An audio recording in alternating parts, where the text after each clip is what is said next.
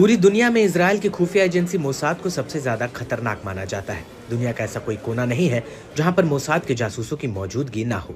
Mossad के जासूस इतने खूंखार और इतने खतरनाक हैं कि वो अभी तक ऐसे ऐसे ऑपरेशंस को अंजाम दे चुके हैं जिन्हें देखकर खुद अमेरिका भी हैरान है।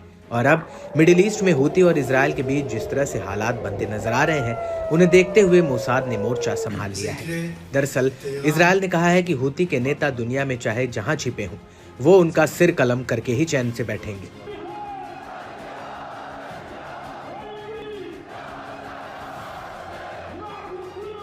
और पूरी दुनिया में ऐसी कोई जगह नहीं है जहां पर मोसाद के एजेंट छिपे ना हो। वो कब कहां से आकर हमला कर देते हैं, इसकी भनक दीवारों को भी नहीं रहती है। और अब ऐसा लगता है कि हूती को निपटाने के लिए इजरायल ने मोसाद को काम पर लगा दिया है। लेकिन यमन के भीतर इससे पहले मोसाद हूती के खिलाफ कुछ बड़ा कर पाती, उससे पहले ही उसका भांडा फूट गया। दरअसल हूती का कहना है कि उसने इजरायल की खुफिया एजेंसी मोसाद और अमेरिका की खुफिया एजेंसी CIA के एक बड़े जासूसी नेटवर्क को पकड़ा है।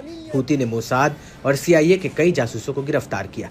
हूती के मुताबिक इन सभी जासूसों को भगोड़े जासूस हामिद हुसैन फायद मजली ने भर्ती किया था।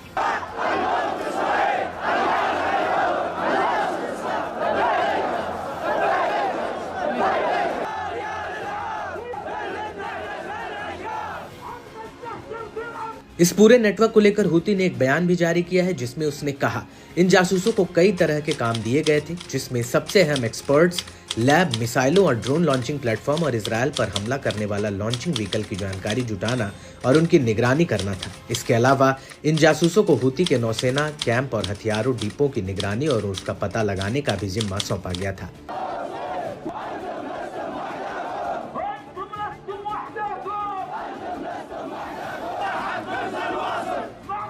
लेकिन सबसे चौंकाने वाली बात यह है कि मोसाद के ये जासूस बड़ी ही तेजी से हूती के मुखिया अब्दुल मलिक अल हूती की लोकेशन का पता लगाने में जुटे हुए थे।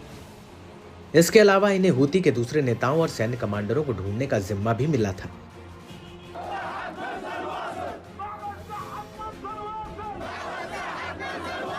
हूती के मुताबिक ये सभी जासूस खुफिया जानकारी इकट्ठा करके हामिद मजली को दे रहे थे और मजली ये जानकारी मोसाद को साझा कर रहा था, जिसका इस्तेमाल अमेरिका, इजरायल और ब्रिटेन की सेना हूती पर हमलों के लिए कर रही थी।